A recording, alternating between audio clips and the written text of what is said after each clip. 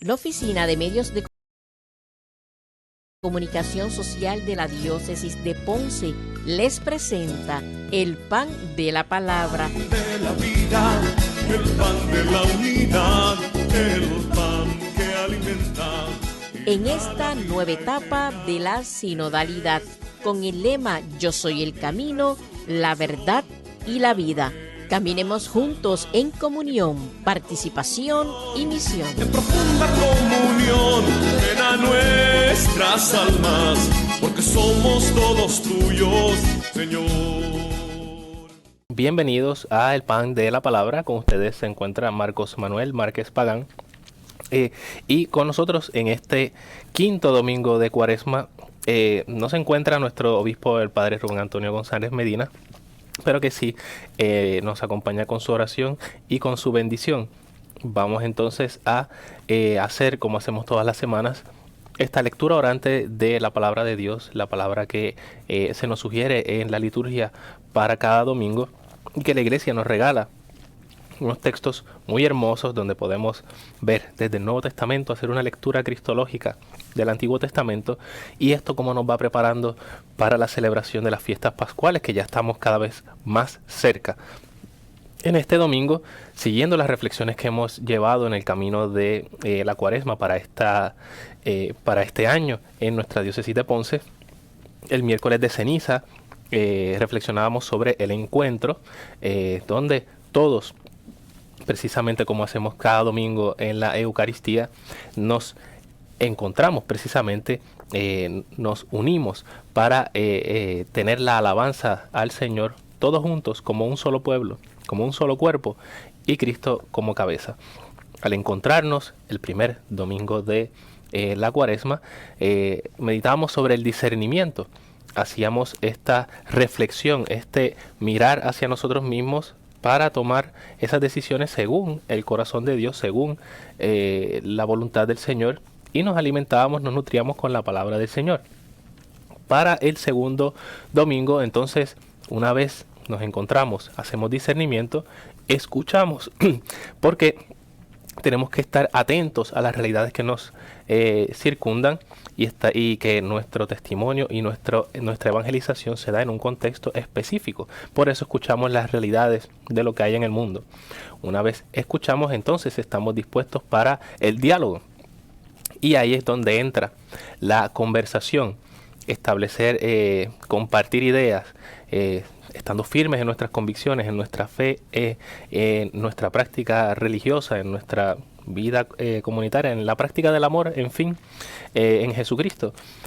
Desde ahí, la escucha y el compartir esas ideas.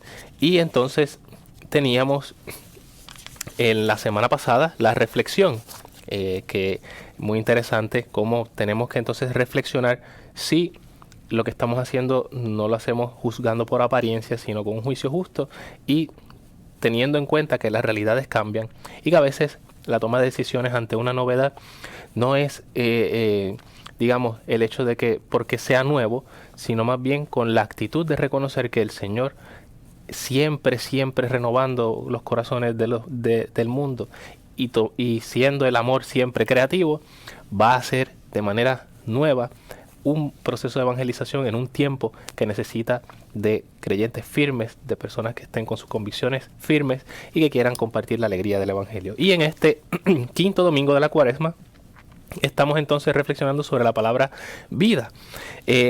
Y precisamente en todas las lecturas vamos a ver un poquito de esa vida que el Señor nos regala y que va a ir desembocando luego ya que estamos más cerca esta última semana, el quinto domingo de Cuaresma, ya adentrándonos el próximo viernes al Viernes de Dolores y luego el Domingo de Ramos, entramos en esa reflexión más profunda del misterio de Cristo, de la pasión del Señor, para que nos sirva a nosotros también de reflexión en nuestra pasión, en nuestra cruz, en las dificultades de nuestra vida, pero teniendo la esperanza de que vamos a resucitar, de que el Señor ha vencido la muerte y el pecado y que nos concede su gracia. Vamos a comenzar con la lectura de la oración colecta para el quinto domingo de Cuaresma. Señor Dios, Señor y Dios nuestro, Te rogamos que tu gracia nos conceda participar generosamente de aquel amor que llevó a tu Hijo a entregarse a la muerte por la salvación del mundo. Por nuestro Señor Jesucristo, tu Hijo, que vive y reina contigo en la unidad del Espíritu Santo y es Dios por los siglos de los siglos. Amén. Bien, reconocemos a Dios como nuestro Señor, como nuestro Dios, sobre todo nuestro, porque es la conciencia comunitaria la que nos hace rogar al Señor desde reunirnos, desde nuestra comunidad. Interesante, va de una. Reconocemos que el Señor, reconocemos que es Dios, te rogamos, ¿verdad? Ya estamos en un punto en que ya llevamos 5 semanas, ¿verdad? Estamos empezando la 5ª semana de la Cuaresma. Ya estamos en estos últimos días de preparación.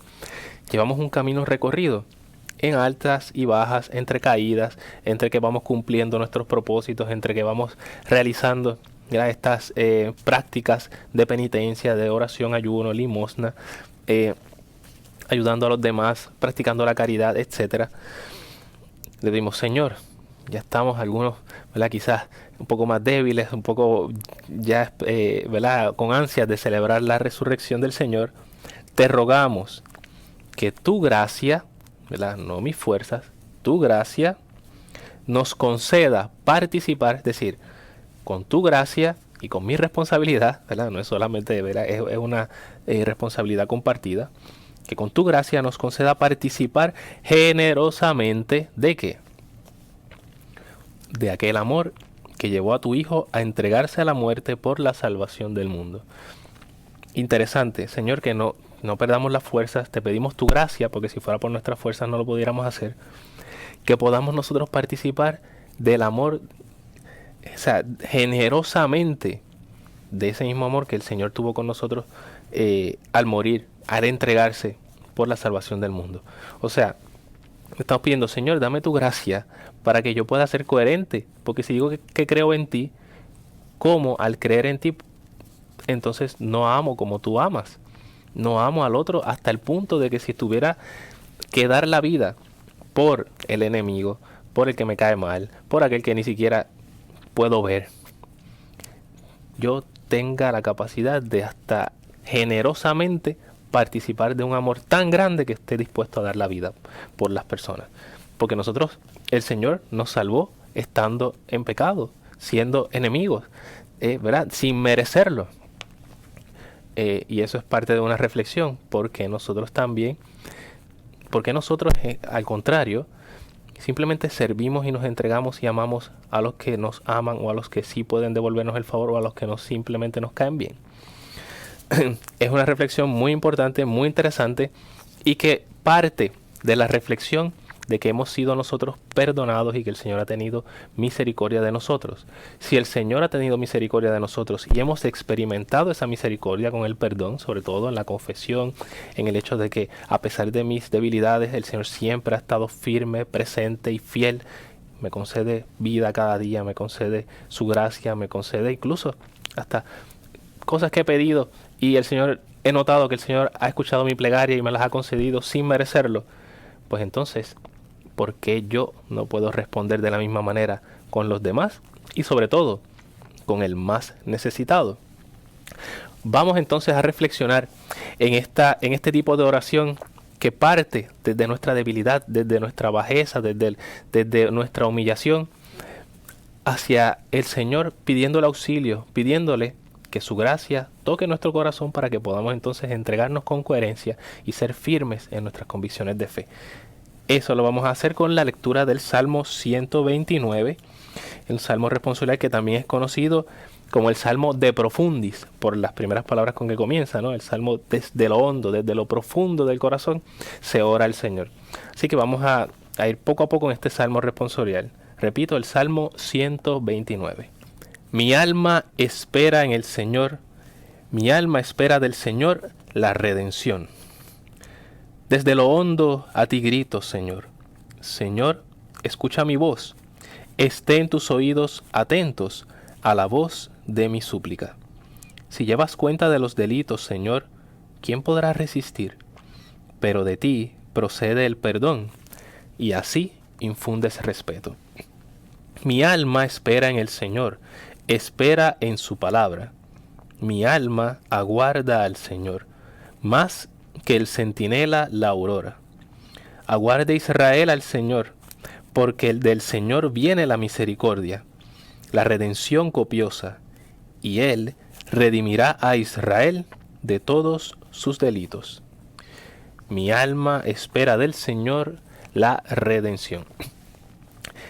Salmo muy interesante porque también es tomado para reflexionar en algunas devociones a las almas del purgatorio, ¿no? Que es como si exclamaran, ¿verdad? Desde su realidad, el hecho de la realidad de la iglesia purgante, de elevar una oración al Señor, ¿no? Desde acá, desde lo profundo, desde lo hondo, Señor, que tu misericordia nos escuche, ¿verdad? Y que tu misericordia nos abrace.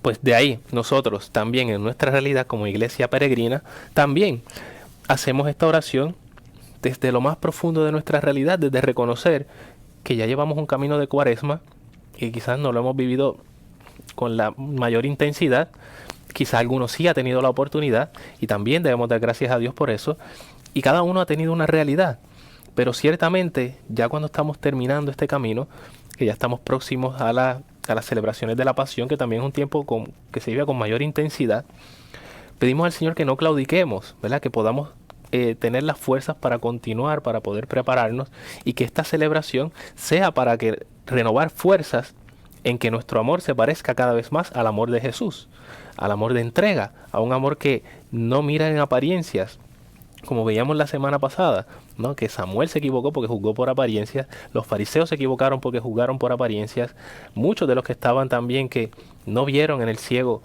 juzgaron por apariencias, que nosotros tampoco, que podamos nosotros ver más allá, ¿verdad? Que se nos abra la luz del entendimiento y que reconozcamos que necesitamos la gracia del Señor, y por eso oramos desde lo profundo. Dice, desde lo hondo a ti grito, Señor, ¿verdad? Como en una profundidad, desde lo más profundo de nuestro ser, de lo más bajo que sabemos y nos reconocemos necesitados. Señor, escucha mi voz, que tus oídos estén atentos a la voz de mi súplica. Y continuaremos este salmo después de esta pausa.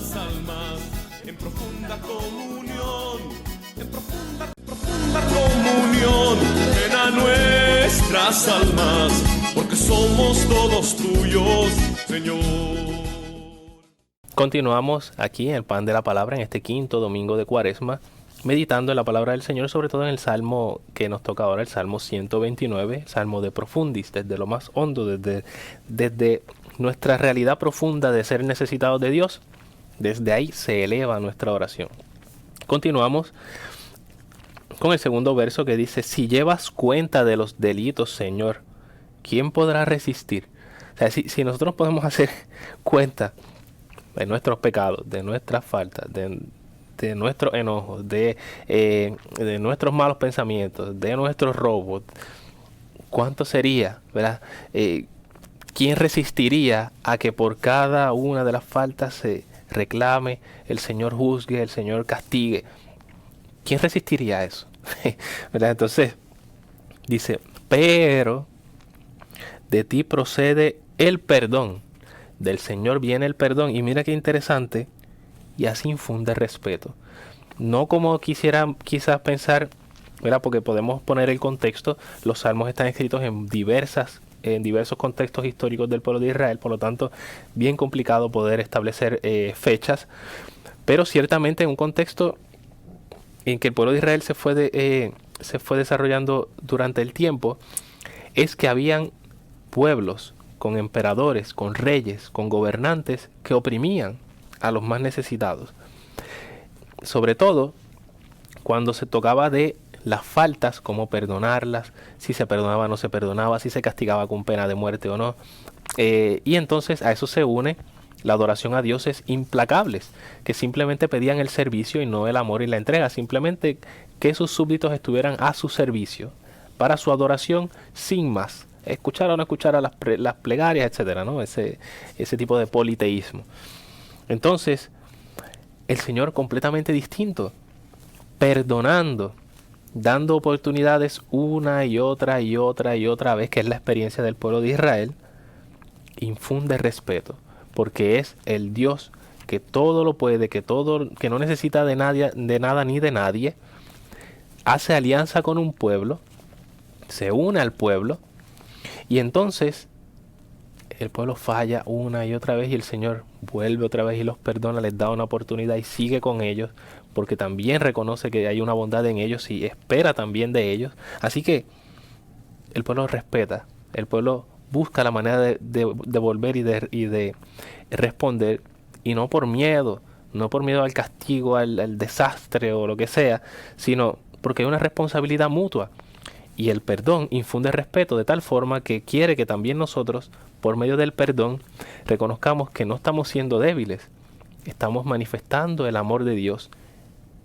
Y aunque parezca, ¿verdad?, paradójico, no es el hecho de que castigando entonces me van a respetar porque va a servir de ejemplo, no, perdonando, entonces es que estamos dando ejemplo de amor, y realmente esto sí causa un respeto, porque además te estás controlando a ti mismo, pensando que con una violencia, con aplastar al otro, con castigarlo, entonces va a ser un ejemplo. Más bien sería infundir miedo, desconfianza, y el perdón sí infunde respeto. Mi alma espera en el Señor, es decir, todo mi ser espera en su palabra. Y vuelvo otra vez, esto es muy típico de los salmos, no es repetir de nuevo aquella primera frase. Mi alma, todo mi ser aguarda al Señor, espera en el Señor, tiene esperanza en el Señor, muchísimo más que el centinela a la aurora. ¿Verdad? Y el centinela, que es el que hacía la guardia de noche y estaba ansioso de que saliera el sol para que terminara su turno e irse. Entonces, dice, mi alma espera en el Señor más de lo que espera el centinela a que salga el sol, ¿verdad? A la aurora. Entonces, interesante, porque estoy diciendo como que desde todo mi ser espero en el Señor. Tengo una confianza de que el Señor va a escuchar mi oración. Aunque yo esté tan abajo, el Señor, yo le pido que me escuche y me escuchará, porque esa es la experiencia que ha tenido el pueblo. Esta es la experiencia de fe que ha tenido este salmista. Y termina, aguarde Israel en el Señor. O sea, no tan solo que sea mi experiencia, sino que quiero que Israel completo lo haga, ¿verdad? Quiero que la iglesia completa lo haga, que toda la comunidad lo haga. ¿Por qué? Porque del Señor viene la misericordia. Ya había dicho acá al principio que el perdón viene del Señor, ahora viene la misericordia. ¿Y qué más? Y la redención copiosa. ¿Y qué sucede? Y Él redimirá a Israel de todos sus delitos. Y de esta forma, el pueblo de Israel responderá con mayor respeto, con mayor amor, ¿verdad? Porque esta es la manera en que se da. El Señor se entrega, el pueblo responde, el pueblo deja de responder, el Señor sigue entregándose, sigue dándole lo mejor, y el pueblo entonces queda, ¿verdad?, entre que si responde bien, no responde bien. Y aquí entonces entra también nuestra historia de vida, en que sabemos y reconocemos que el Señor ha hecho obras grandes en nuestra vida, obras maravillosas en nuestra vida. En el proceso de la Cuaresma quizá nos hemos visto un poco débiles, vulnerables, pero retomamos de nuevo el camino, reconociendo que esto que hemos hecho hasta ahora, limosna, oración, ayuno, no ha sido por nuestras fuerzas, sino la gracia del Señor, y que dentro de la pequeñez de lo poco que hemos podido hacer, lo entregamos al Señor. Señor, aquí está, de mi pequeñez te pido, por favor, que puedas hacer mi corazón semejante al tuyo, que podamos practicar el amor según tú lo practicaste, y que escuches nuestra oración, porque lo necesitamos de tu misericordia, necesitamos de tu piedad, necesitamos tu perdón. Vamos entonces a seguir esta lectura orante de la palabra con la lectura, o la primera lectura para este quinto domingo de Cuaresma, que está tomada de la profecía de Ezequiel, profeta muy interesante, en el capítulo 37, los versos del 12 al 14. Dos simples versos, pero que están llenos de mucho contenido. Escuchemos con atención. Dice el Señor: pueblo mío, yo voy a abrir sus tumbas y a sacarlos de ellas, y voy a llevarlos otra vez a la tierra de Israel. Y cuando abra sus tumbas y los saque de ellas, ustedes, pueblo mío, reconocerán que yo soy el Señor. Pondré mi espíritu de vida en ustedes, para que vuelvan a vivir, y los estableceré en su tierra. Entonces reconocerán que yo, el Señor, lo prometí y lo cumplo. Yo, el Señor, lo garantizo. Palabra de Dios, te alabamos, Señor. El contexto del profeta Ezequiel es muy interesante porque pudiera decirse que está justo antes o durante o un poco después del destierro de Babilonia, porque ciertamente hace mucha alusión a este acontecimiento que fue muy impactante para el pueblo de Israel. En otras ocasiones lo hemos comentado, justo después de que el pueblo de Israel, o lo que era el reino de Israel, ¿verdad?, en el tiempo de los reyes, después de la muerte de Salomón, que fue quien construyó el templo en Jerusalén, o el primer templo, el reino se divide en dos y quedan 10 tribus al norte y 2 tribus en el sur. Las tribus del norte son arrasadas por el imperio asirio, en varios términos, ¿no? Se dan una serie de dinámicas, pero al final fueron arrasadas, algunos fueron llevados como esclavos, se mezclaron las tierras con gente que no eran de las tribus, etcétera, que no eran del pueblo de Israel. Con el tiempo, después de esto en el siglo VIII, en el siglo VI, o sea, esto duró bastante tiempo, el reino de Israel en el sur el reino de Judá, perdón, en el sur estuvo batallando. Entra el imperio babilónico, arrasa al imperio asirio, conquista el norte, y no tan solo eso, sino que entra en el reino de Judá y destruye el templo de Salomón. Un acontecimiento muy fuerte para el pueblo de Israel, porque era donde se encontraba la presencia divina, la presencia del Señor, donde estaba el culto, el único templo, y que era prácticamente el cumplimiento de la promesa de que tendrían su tierra, de que la gran descendencia de Abraham, bueno, ¿verdad?, esta conciencia del pueblo.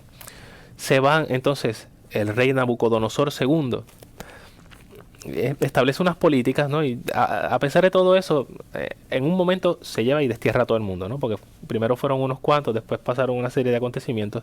La verdad es que el pueblo termina siendo esclavos en Babilonia durante 50 años, hasta que el imperio persa los restaura. Pero en ese interín, esos 50 años que muy fácil se dicen hablando de historia, ellos lo vivieron muy mal, muy fuerte, y se cuestionaron cómo es posible que, siendo el pueblo elegido, el pueblo que el Señor había mirado de una manera particular, estuvieran pasando por esa catástrofe.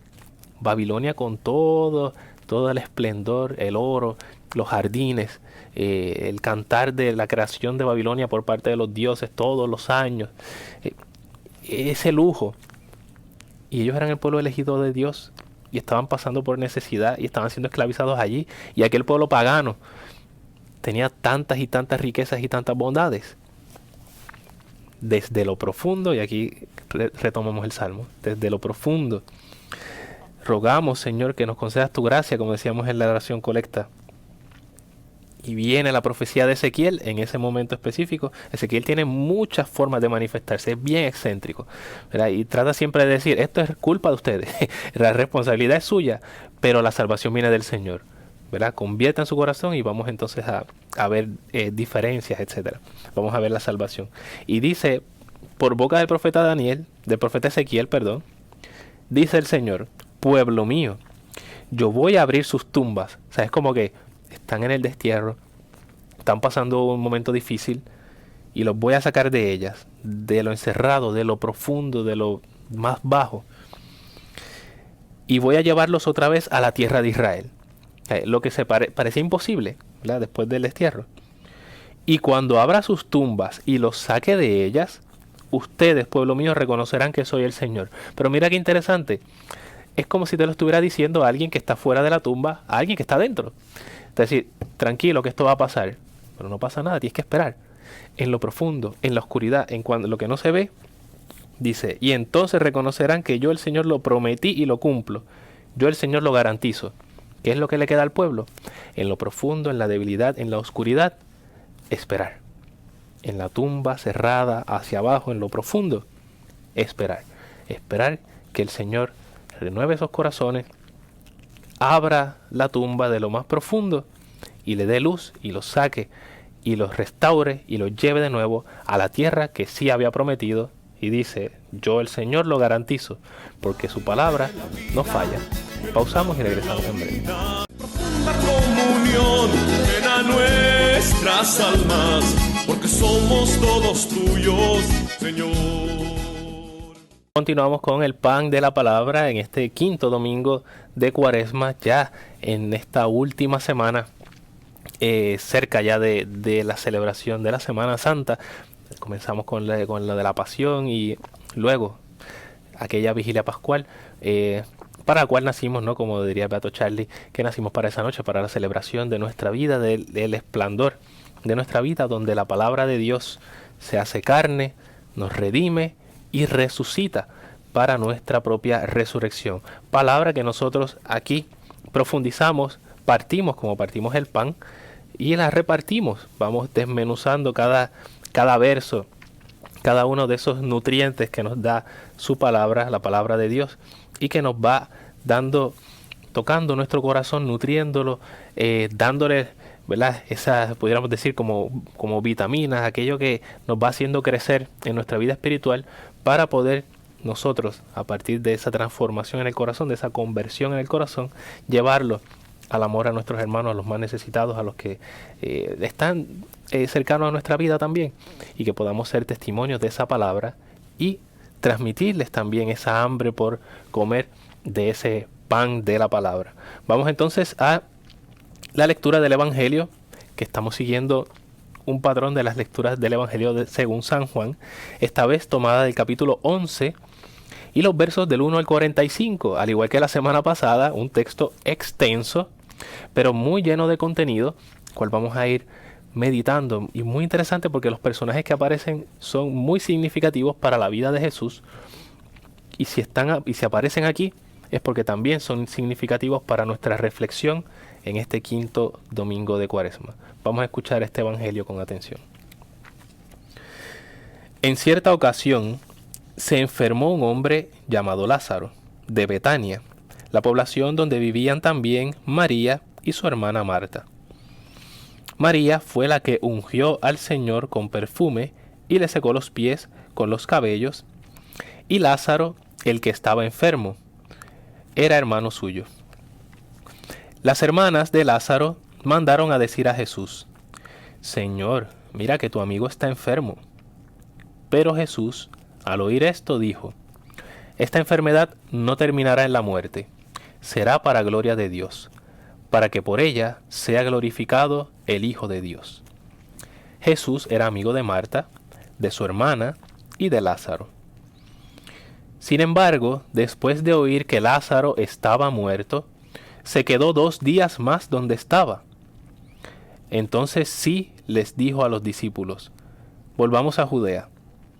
Los discípulos le dijeron: Rabí, hace poco querían apedrearte los judíos, ¿y quieres volver allá? Jesús les respondió: 12 horas tiene el día. ¿No es verdad? Si uno camina de día no tropieza, porque tiene la luz de este mundo para ver.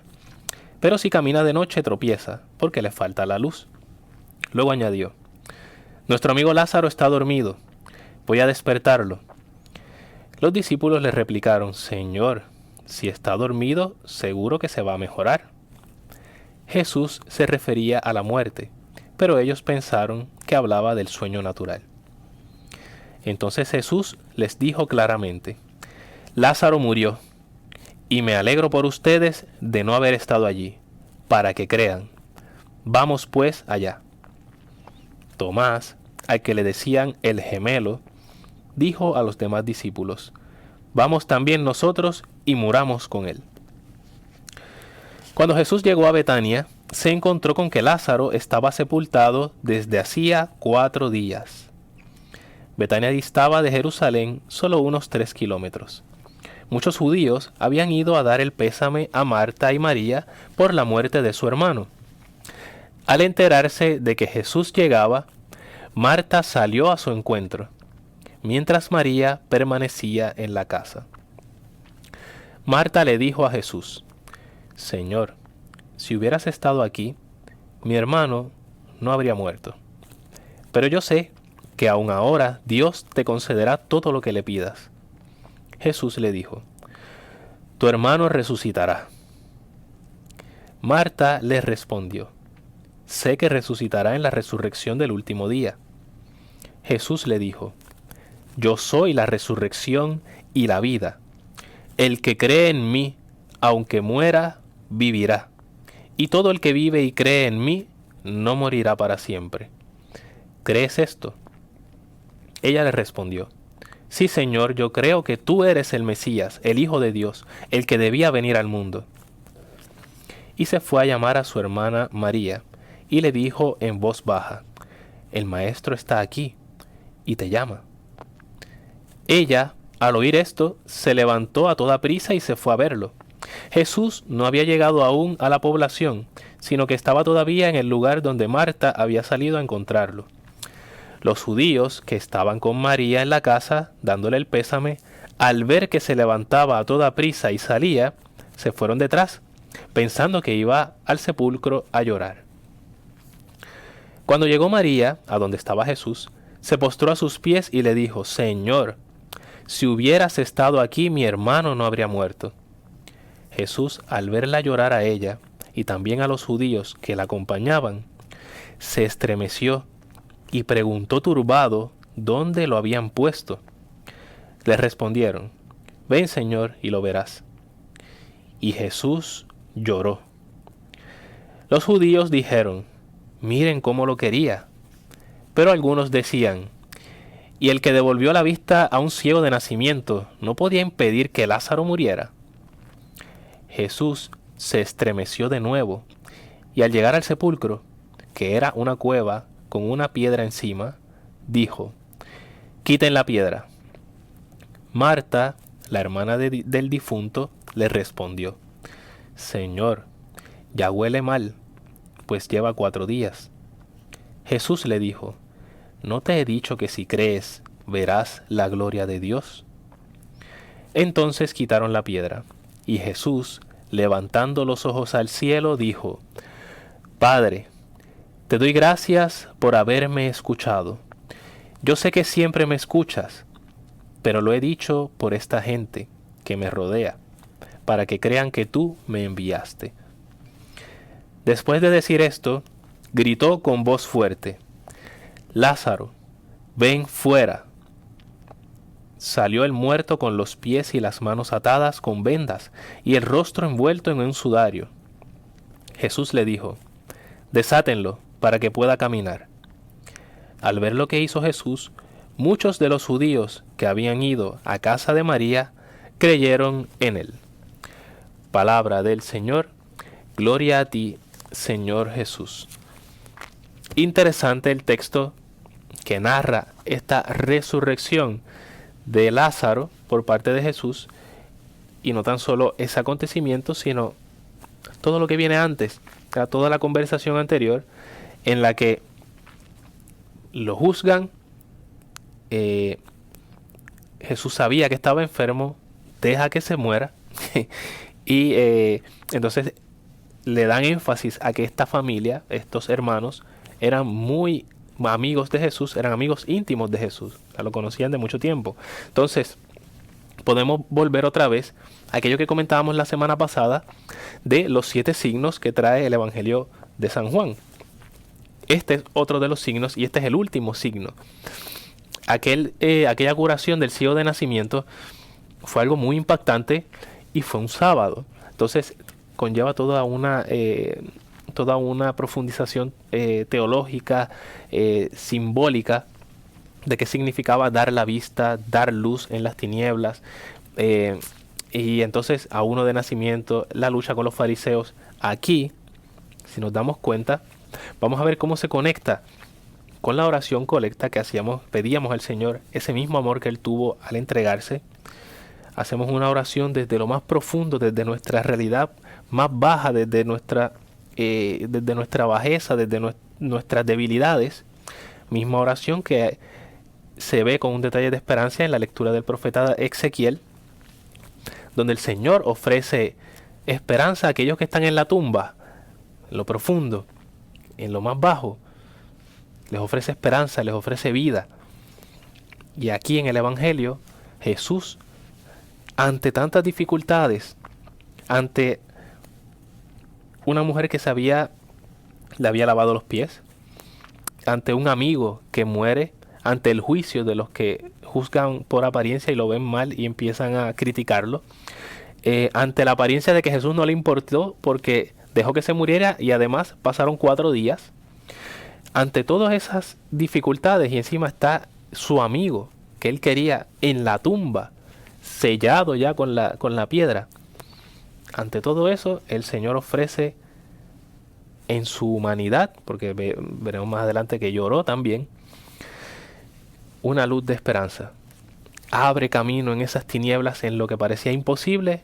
El Señor da un rayo de esperanza, y no tan solo de esperanza, sino que restablece la esperanza de un camino difícil, tortuoso, complicado, de dificultades, lleno de cruz. Él trae la luz a esta familia. Entonces dice, en cierta ocasión se enfermó Lázaro de Betania, y entonces hace la explicación. ¿Quién es Lázaro? Su amigo. Betania queda cerca de Jerusalén. Es muy probable que, como Jesús vivía en Nazaret con sus padres, cuando bajara todos los años a Jerusalén se quedara en Betania, y ahí entonces estableció esta confianza con estos amigos y los veía regularmente. Entonces, al tener esta confianza, Marta, María, Lázaro eran 3 hermanos que vivían allí en Betania. Por lo tanto, era un lugar conocido para Jesús. Es un lugar donde Jesús se sentía en confianza de poder ir allí, quedarse y tener una buena relación.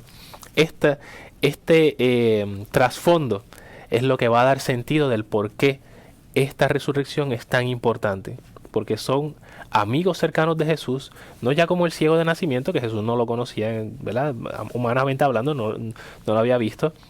Curó a otras personas también, hizo otros signos. Pero de un amigo, se muere, pasan los días, y aún así, luego él va, sufre su muerte, como hombre que era, pero también con la esperanza de saber de que restauraría su vida y de que le daría una oportunidad. Pausamos y regresamos en breve.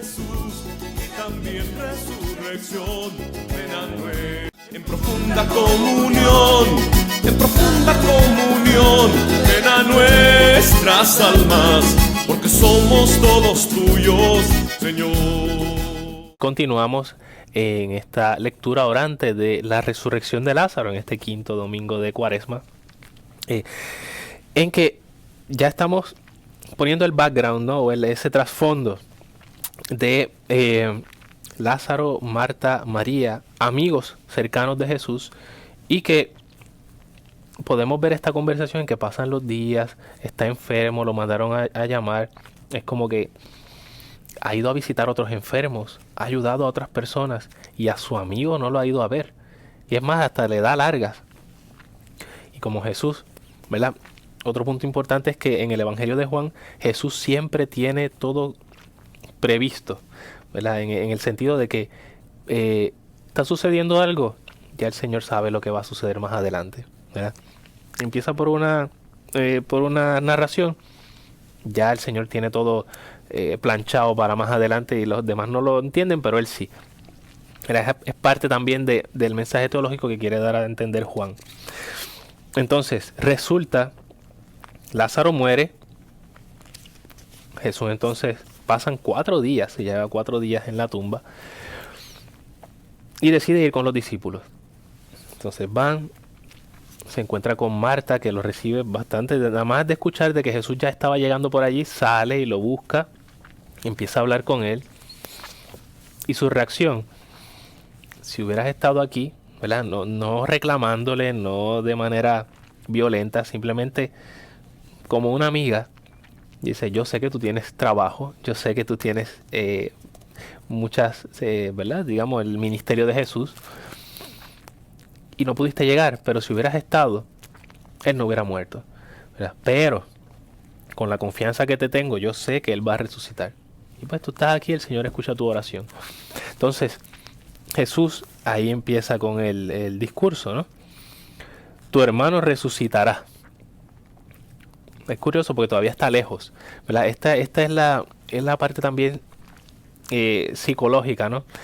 A veces suceden acontecimientos lejos de nosotros y todavía no caemos en cuenta de la gravedad de la situación. Entonces, Dice, sé que resucitará el último día. Y Jesús le dice, yo soy la resurrección y la vida. O sea, es como que Jesús le pudo haber dicho, ah, sí, sí, ¿verdad? No, no, fue más allá. Está diciendo, yo estoy aquí, yo soy la vida, yo soy la resurrección, yo soy el que restaura. Es Dios. El que cree en mí, aunque muera, vivirá.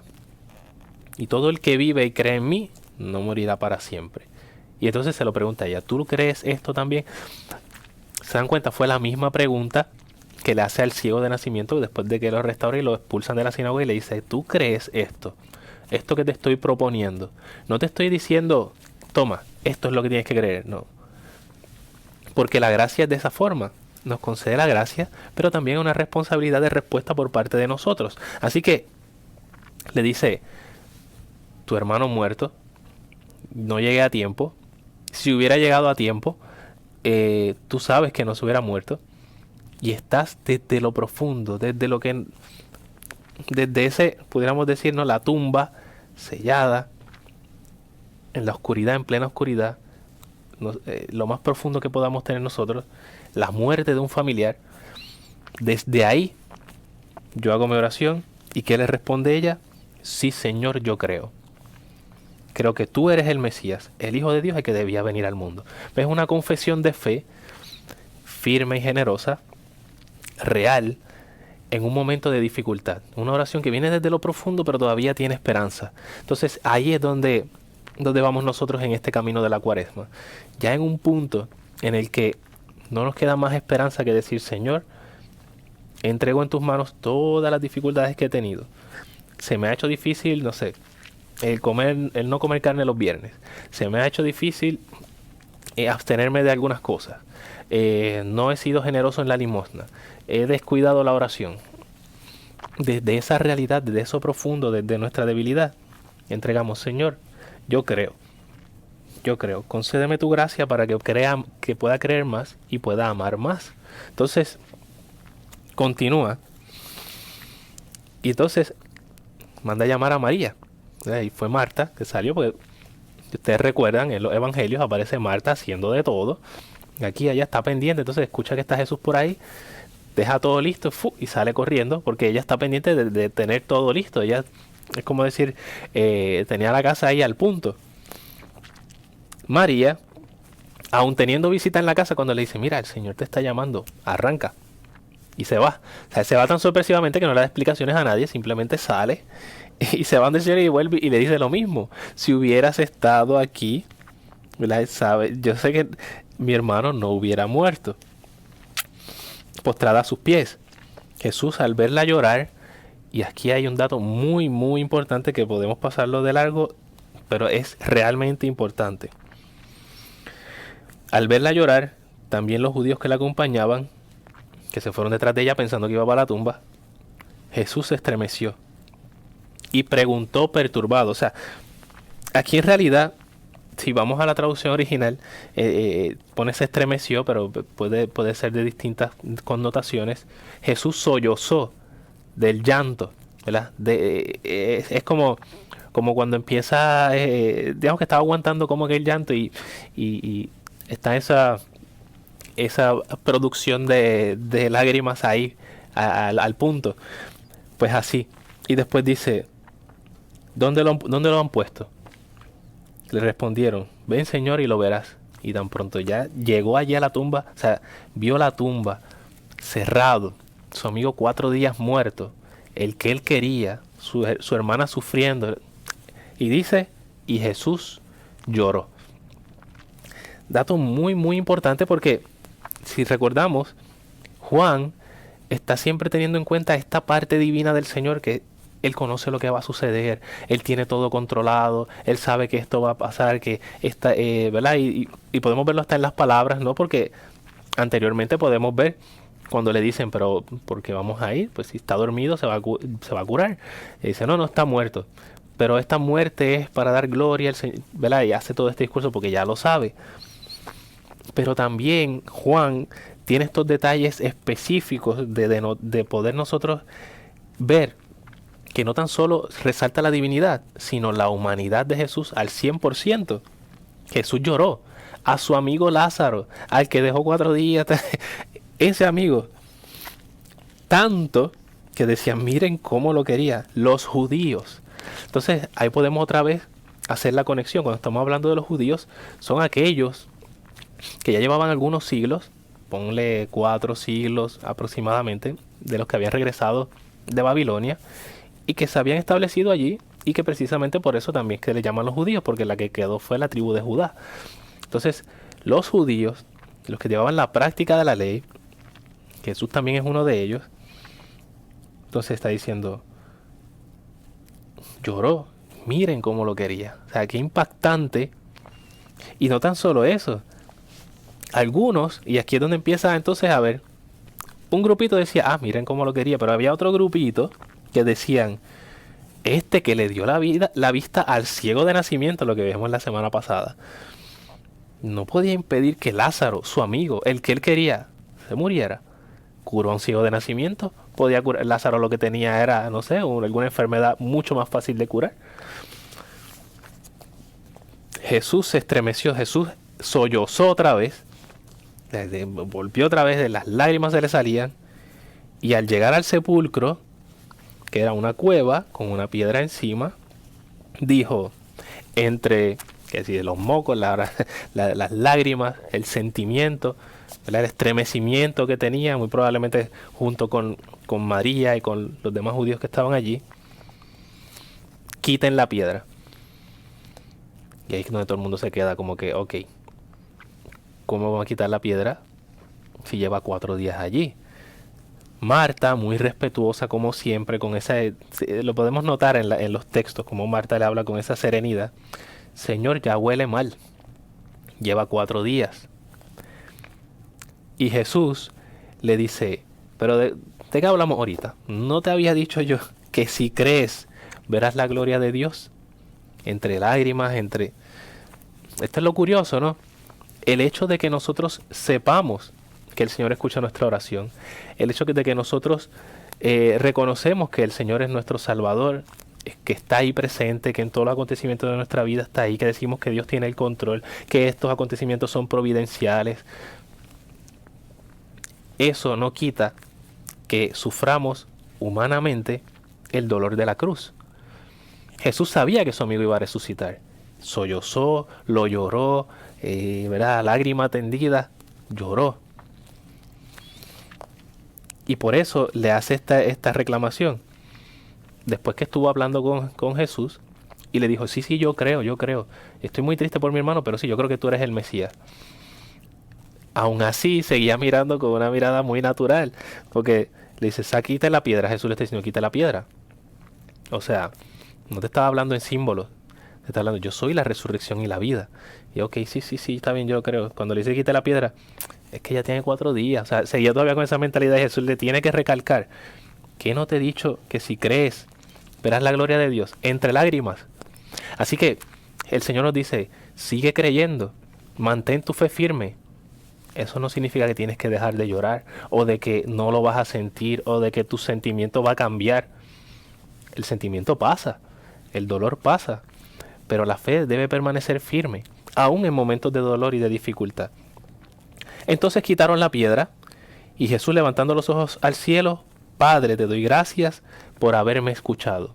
Y alguno dirá, pero ¿se murió? Y a lo mejor tú estabas orando para que no se muriera. El Señor escuchó la oración. Yo sé que siempre me escuchas, pero lo he dicho por esta gente que me rodea, para que crean que tú me enviaste. Así que el acontecimiento sigue siendo providencial. El Señor lo ha permitido de esa forma. Aun si con nuestra oración pareciera que lo que pedíamos era otra cosa, Jesús dice con un grito, Lázaro, ven fuera, a un muerto. O sea, el que es la vida le está gritando a un cadáver, sal fuera, ven fuera. Y el muerto salió con los pies atados, con las manos atadas, ¿verdad? Porque así era la manera de enterrar a los muertos. Desátenlo para que pueda caminar. Y a partir de allí muchos creyeron en él.